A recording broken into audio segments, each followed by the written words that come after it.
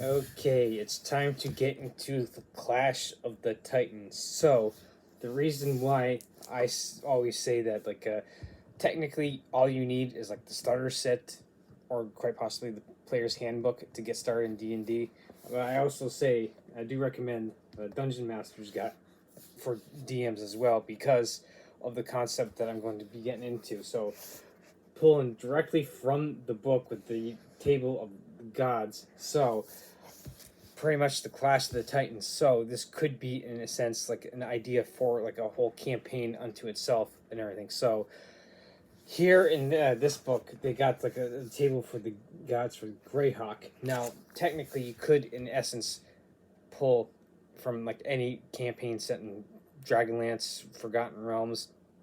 Hell, you could even like use pantheons in the real world, like the Celtic pantheon, the Nordic pantheon, Egyptian pantheon, and piece pretty much just kind of like copy and paste that stuff and put it in here. So going into the concept of like I said, the Clash of the Titans, what you can do is using this book and everything to why I recommend it, so that way you can take a lot of the legwork out because it gives you this information that I'm basically pulling right from this. So getting into this, the gods of Greyhawk. And now this one is in like a chapter, the table and stuff that kind of putting stuff upside down.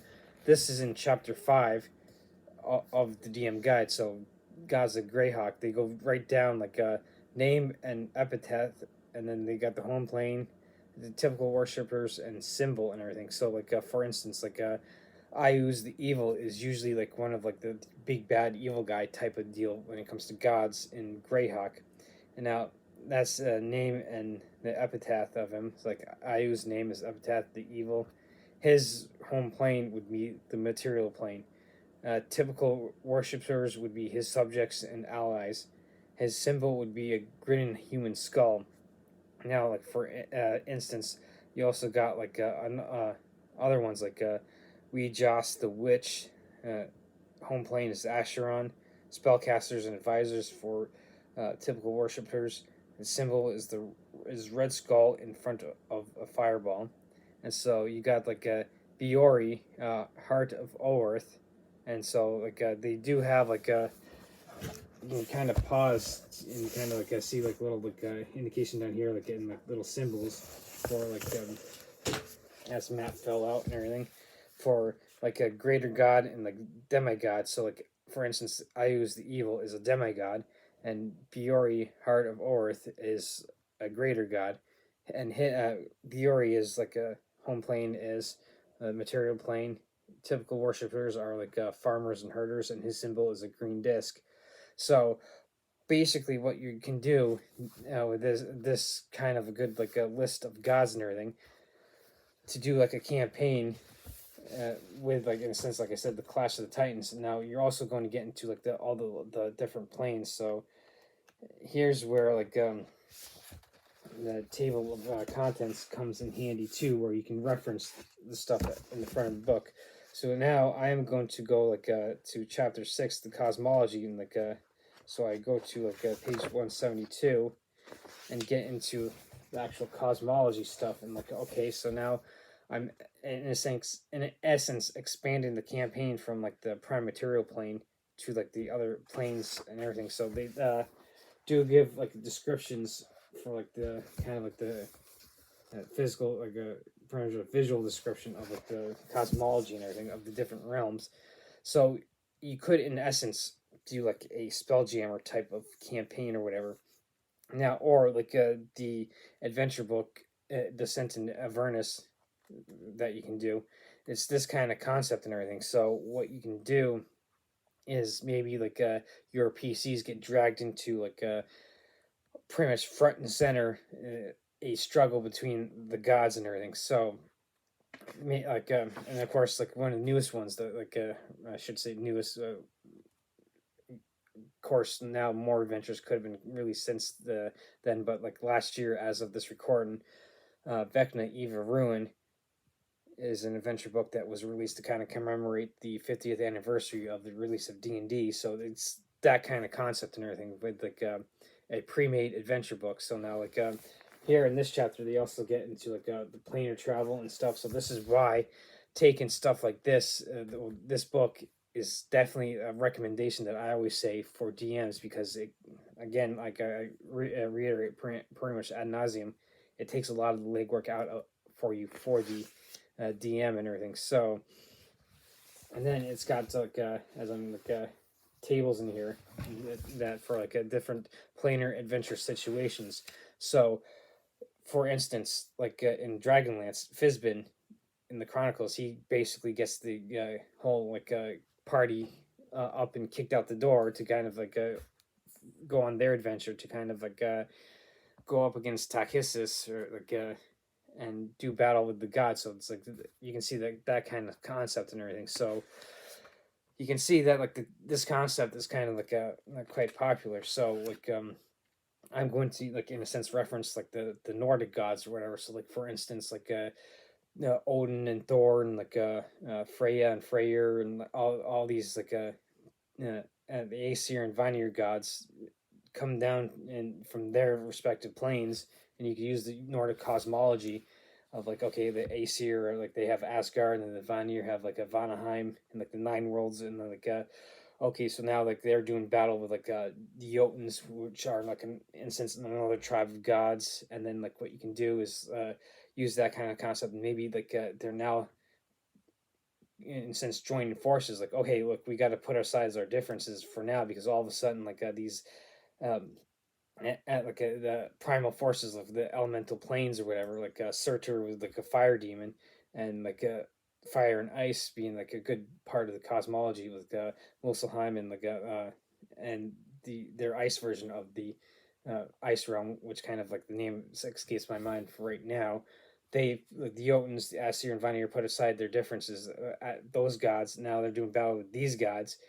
The players get dragged in because they hey look we need the mortals helps to be able to defeat these and everything.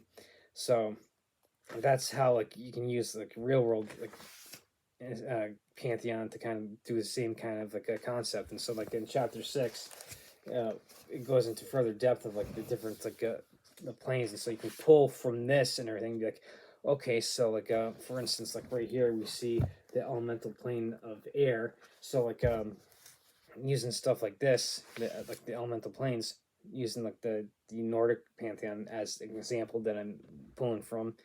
Oh hey we got to put basically like the elemental planes are now starting to get out of whack, and like a Surtur for instance like the elemental from the elemental plane of fire, he broke loose from like his chains and now he's like rampaging across the cosmos. This is why the characters are being dragged in, and like so the gods are like hey look we defeated them once, but like our wars are now no longer effective at holding them back. We need like in a sense mortal magic and mortal adventures and swords and sorcery and everything to be able to combat this threat and put up new wards to keep like the balance and everything. So like this is why like using like the DM guide here helps you kind of get like the idea and get a lot of the legwork for you done, so you don't have to sit here and think like, like how am I going to do this? You can sit here and read this, and then okay, so this is all about this realm and everything. Okay, so now I can pull ideas from that and then kind of build from that, and like, okay, so like this is what they're saying about these realms and everything. So, and of course, here's like a good like visual like that, or you can do like airships and everything, like which is kind of like a one of those fantasy type elements that are in other stuff. Like you do see like that pop up in adventure books like Lone Wolf and like of course in Spelljammer, like your airships are pretty much like your their version of spacecrafts or whatever. So like I'm just kind of like flipping through this, and so like I pull up a picture of like the nine hells.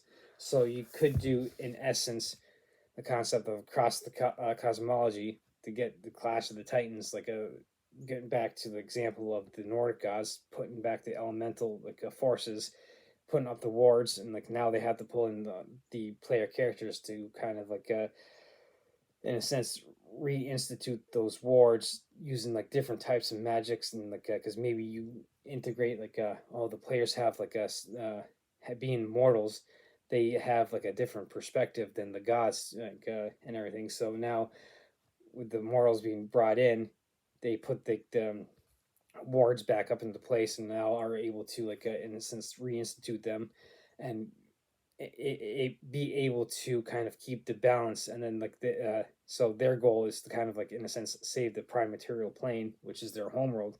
Now you could set it in, like, again, any set in Forgotten Realms, Greyhawk, Dragonlance, or pretty much like your own. So like you could, like, using the Nordic mythology, you could set it like in essence like in the real world, like Scandinavia or whatever. So like this is just kind of like me kind of like putting out an idea on like how to do like a campaign based on using like the gods and everything, because like most time, like a lot of time, what usually happens in campaigns, you're usually starting out fighting goblins and orcs, or like you're maybe meeting in a tavern to help like a local merchant, or like a local, like a baron or duke or something. And so like a lot of times it's like kind of like kind of shrunk down to the material plane. It was just like the world that you're in, Forgotten Realms, Greyhawk, or whatever. This is a concept like, okay, like referencing like Vecna, Eve of Ruin, or like Baldur's Gate, Descent into Avernus. It kind of peels back and like lets you, in a sense, go across the cosmos and introduce like the gods more directly into a campaign. Now, of course, yes, you could say you got classes like clerics and paladins that can have that like a connection to their gods, and warlocks with their patrons and everything. But this way, you could kind of, in a sense, pull them in and kind of put them more front and center, and put them alongside the heroes, and kind of like instead of like a sitting there like the clerk praying for their spells, like their god can come down and kind of act as like a more of like a direct support to them as they go across the cosmology and everything. So this is just like an idea for like how you could use the DM guide to kind of expand your campaigns and everything. So this is why I always recommend that like you do get this as a DM and everything. So, and yes, I know I'm going to always say that yes, technically you just need the PHP or the starter set and everything, but this is kind of video showcasing like, hey, look, if you're going to become a DM, here's the perfect way for you to like, if you can spend like an extra $50 on this, and then like also get the monster manual, so you do have the stats and everything for the monsters. So that way, like I keep saying, it takes a lot of the legwork out for you as the DM, so you're not sitting there maybe spending 3 or 4 hours of prep work. You can maybe cut it down to maybe an hour and a half to 2 hours. So basically, cut your prep time in half and everything. So that's why I always recommend this. So this is pretty much the showcase the Clash of the Titans, and how you can bring uh, the gods and stuff more front and center, and instead of just doing your typical tropes that are based primarily and solely on the material, the prime material plane, which is the world that you would be in